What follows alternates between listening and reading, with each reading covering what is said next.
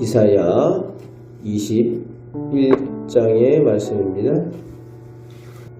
오늘 말씀의 시작은 해변 광야라고 불리는 바벨론에 대한 경고라고 시작을 하고 있습니다. 이사야 당시에는 바벨론이 무역을 행하면서 부유한 나라였습니다.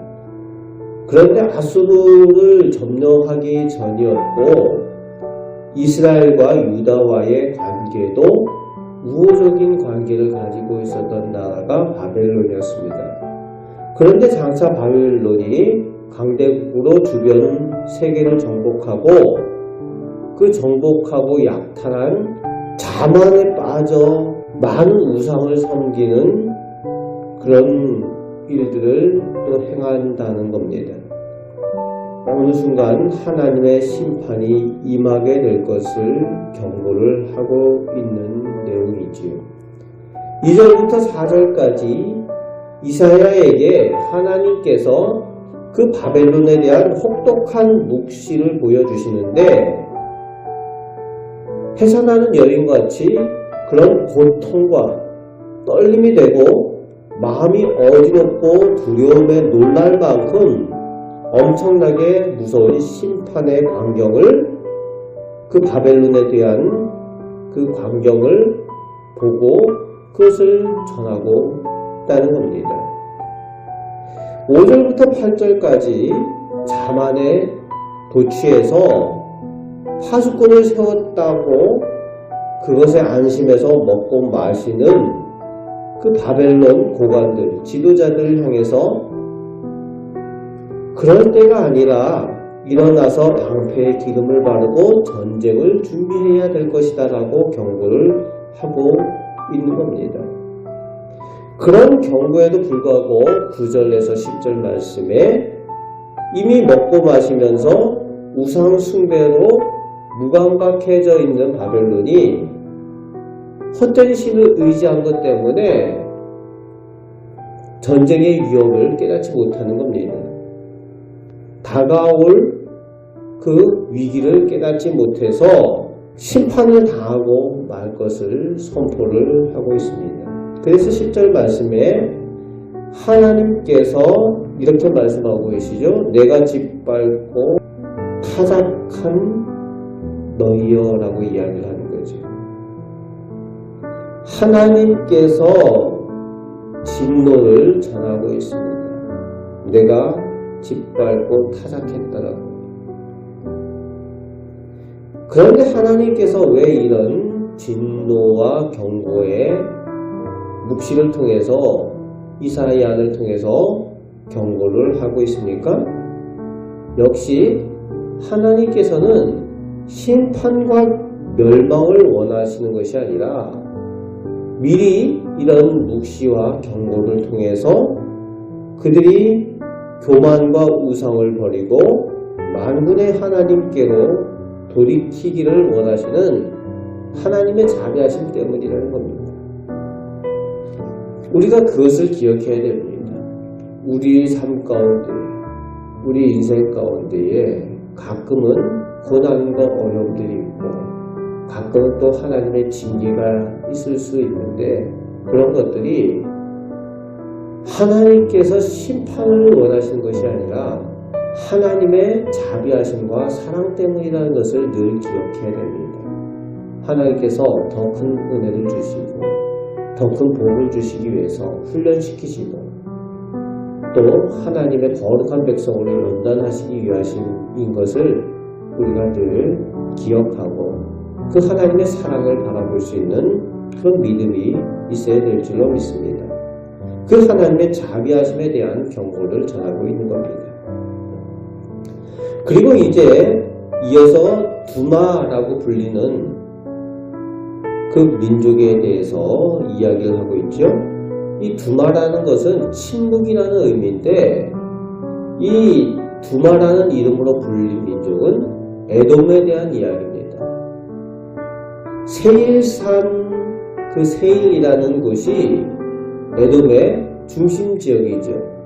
그러니까 두마라는 별명을 붙인 에돔에 대한 경고가 11절, 12절에 이어지고 있습니다. 지금 이 에돔이 고통 가운데에 어두운 밤과 같은 시간을 지나고 있다는 겁니다.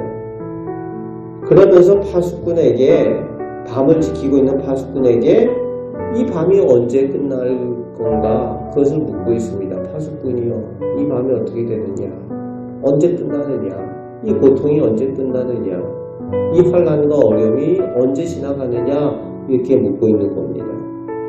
그런데 파수꾼의 대답이 뭐라고 대답을 하는가 하면은, 아침이 오지만 또 밤이 곧 올 건데 뭘 묻느냐? 물을 태면 물러나. 아침이 잠깐 와도 또 밤이 올 거다. 아수르의 침공으로 어려움을 당하고 그 다음에 바벨론이 다시 또 침공을 하고, 이런 외적인 침략들 가운데에 어려움이, 고난이 계속될 거라는 겁니다. 그런 걸 묻는 것이 중요한 것이 아니라 뭐라고 얘기합니까? 너희는 돌아오라. 밤이 어떻게 되는지 묻는 것이 중요한 것이 아니라 하나님께로 돌이키는 것이 중요하다고 전하고 있습니다. 실천하는 믿음, 행동으로 실천하는 그 믿음을 강조하고 있는 거죠. 그렇습니다. 우리가 아는 것이 중요하고 우리가 깨닫는 것이 중요하지만 그것보다도 더 중요한 것은 내가 삶으로 실천하는 것이 중요하다는 거예요. 에돔에게 그렇게 하나님께로 돌이키라 요청을 하고 있습니다. 이제 13절부터 마지막 끝절까지 아라비아에 대한 경고가 나오고 있습니다. 전쟁으로 인해서 피난의 어려움을 겪게 될 것을 경고하고 있습니다. 대상이 나오죠. 큰 재물을 가진 사람들이 수풀에서 자게 되는 그런 신세가 될 거라는 거예요. 많은 것을 가지고 있는 사람들이 목마르고 줄이게 될 것이라는 겁니다. 또 16절, 17절 말씀에 게달의 영광이 쇠한다라고 말하는데, 이 게달이라는 것은 당시에 상업으로, 무역으로 아주 번성한 그런 큰 도시였습니다. 화려한 도시였어요. 그런데 그 도시가 1년 내에 쇠멸하리라는 거예요. 전쟁이 나면은 뭐 아무리 화려한 도시도 한순간에 폐허가 되는 거죠. 세상에 아무리 화려하고 그 풍성한 그런 물질이 있을지라도 그것은 금방 없어질 것이라는 겁니다. 의지할 바가 될 수 없다는 거지. 그래서 오직 의지할 바는 하나님 외에는 없다는 것을, 하나님만이 오직 의지할 대상이라는 것을 전해주고 있습니다. 오늘도 말씀에서 보는 것처럼 하나님을 오직 나의 하나님으로, 나의 의지할 분으로 모시고 그 하나님과 동행하며 승리의 삶을 살아가는 우리 복된 성도들 되시기를 주님의 말씀을 축복합니다. 아멘. 기도하겠습니다. 하나님, 저희가 오직 하나님 외에는 의지할 바가 없습니다. 또 하나님의 말씀을 따라 늘 저희 자신을 돌아보고 하나님 앞에 거룩하고 선한 사람들로 서게 하여 주옵소서. 하나님께 사랑받고 칭찬받고 하나님의 복을 받을 만한 사람들로 하나님의 은혜 가운데에 하나님의 복을 사모하며 살게 하여 주옵소서. 오늘도 믿음의 은혜를 더하여 주심을 감사드립니다. 예수 그리스도의 이름으로 기도하옵나이다. 아멘.